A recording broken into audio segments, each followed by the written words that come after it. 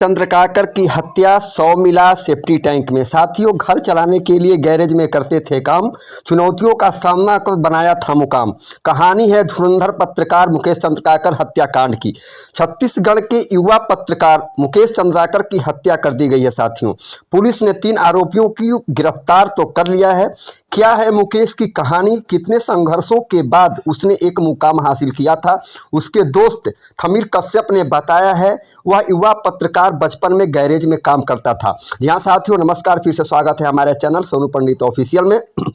आपका वही छोटा भाई, छोटा दोस्त सोनू पंडित अपने चैनल पे आपका बहुत बहुत स्वागत और मोस्ट वेलकम करता है। साथियों, आज हम कहानी बताने वाले हैं मुकेश चंद्रकाकर, जो कि छत्तीसगढ़ के एक धुरंधर एनडीटीवी के पत्रकार थे, जो भैया रिपोर्ट खाल से बाल तक का निकाल करके वह रिपोर्टिंग करके लाते थे और सच्चाई से खबर दिखाने वाले वह पत्रकार थे। जी हाँ साथियों, दरअसल उनके दोस्त थमीर कश्यप, जो कि बस्तर के रहने वाले हैं, भाई माँ रहती तो काफ़ी खुश होती, वह मुश्किल से पढ़ाई किए हैं हम लोग, ये शब्द मुकेश चंद्रकाकर के थे, जिन्होंने अपने यूट्यूब चैनल पर लगभग 75,000 सब्सक्राइबर होने के बाद यह कहा था। यह बातें लगभग 2 साल पहले मुकेश चंद्रकाकर ने रांची में आयोजित एक कार्यक्रम में अपने दोस्त लेखक थमीर कश्यप को बताई थी। साथियों, मुकेश चंद्रकाकर का परिवार 2005 से सलवा जुड्डुम से प्रभावित होकर आवापल्ली और फिर बीजापुर आए थे। मुकेश कहते थे कि सलवा जुड्डुम शुरू हुआ तो आवापल्ली के रिफ्यूजी कैंप में टेंट लगाकर रहा करते थे, बहुत तकलीफ होती थी। उसके बाद बीजापुर आ गए। बचपन में गैरेज का काम किया करता था ताकि घर चला सके, रहने के लिए घर भी नहीं था। साथियों, अब सलवा जुड्डुम 2005 में तत्कालीन बीजेपी सरकार द्वारा किया गया एक मिशन था। इसका उद्देश्य नक्सलवादियों से लड़ने के लिए स्थानीय आदिवासियों को संगठित करना था। सलवा जुड्डुम का मतलब शांति यात्रा था, लेकिन इसके दौरान कई गंभीर आरोप लगाए गए। सामाजिक कार्यकर्ता बेला भाटिया ने एक रिपोर्ट के दौरान सलवा जुड्डुम के समय की घटनाओं के बारे में बात करते हुए बताया कि गांवों को जलाया गया, सुरक्षा कर्मियों ने मारपीट की, लोगों से लूटपाट की, लड़कियों के साथ बलात्कार हुआ और 100 से अधिक लोगों की हत्या की गई। इस दौरान स्थानीय लोगों को पुलिस कैंपों और रिफ्यूजी कैंपों में रहने के लिए मजबूर किया गया। सलवा जुड्डुम पर विवाद बढ़ने के बाद यह मामला 2012 में सुप्रीम कोर्ट में पहुंचा। सुप्रीम कोर्ट ने इसे असंवैधानिक घोषित किया और सलवा जुड्डुम को बंद करने का आदेश दिया था। साथियों, बासागुड़ा जैसे इलाकों में अगर कोई 10वीं पास कर ले तो गर्व महसूस होता है। तमाम चुनौतियों के बाद मुकेश चंद्रकाकर ने पत्रकारिता में नए मुकाम हासिल किए। मुकेश चंद्रकाकर ने बहुत मुश्किलों से पढ़ाई की और अपने बड़े भाई युकेश चंद्रकाकर के साथ पत्रकारिता की शुरुआत की थी। पत्रकारिता उन्होंने न्यूज़ 18 से शुरू की थी और उसके बाद कई मीडिया संस्थाओं के लिए भी बड़ी बड़ी स्टोरी की। साथियों, थमीर कहते हैं कि मुकेश चंद्रकाकर ने बताया था कि न्यूज़ चैनल यहाँ की खबरों को जिस तरह से जगह देनी चाहिए नहीं देते, या बड़ी अच्छी रिपोर्ट को काट कर चला देते। इसलिए बस्तर जंक्शन की शुरुआत की ताकि बस्तर की आवाज़ को अच्छे से उठा सकूं। बस्तर जंक्शन को 1.5 लाख से अधिक सब्सक्राइबर तक अकेले ही पहुंचाया था। शुरू में मोबाइल से एडिटिंग करते थे, फिर लैपटॉप से। मुकेश कहते थे कि बीजापुर आने पर भाई एडिटिंग सिखा देना।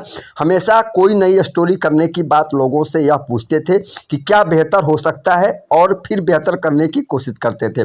बीजापुर से कोई फ़ोटो चाहिए तो मैं मुकेश भैया को फ़ोन करता था। बस्तर या किसी भी ग्राउंड की खबर को सबसे पहले मुकेश भैया जैसे स्थानीय पत्रकार कवर करते हैं। बाद में वह खबर बड़ी बनती है, फिर उन बड़ी स्टोरीज पर अवार्ड मिलते हैं, लेकिन जिनकी मूल स्टोरी होती है वह पत्रकार गुमनाम हो जाता है। अब साथियों, थमीर कहते हैं कि एक बार मैंने मुकेश चंद्रकाकर से सिलगेर में चल रहे आंदोलन के बारे में पूछा। उन्होंने बताया कि मैंने सिलगेर के आंदोलन के बारे में पहली बार ट्विटर पर पोस्ट किया तो मुझे प्रशासन की ओर से पोस्ट डिलीट करने के लिए दबाव डाला गया, लेकिन मैंने उसे डिलीट नहीं किया क्योंकि मैं तो रिपोर्टिंग यहाँ के लोगों के लिए कर रहा था। मैंने कभी रिपोर्टिंग को लेकर समझौता नहीं किया। बीजापुर के धुरंधर रिपोर्टर थे भैया मुकेश चंद्रकाकर। मुकेश चंद्रकाकर का गांव बासागुड़ा है। मुकेश चंद्रकाकर ने सलवा जुड्डुम को बहुत करीब से देखा था।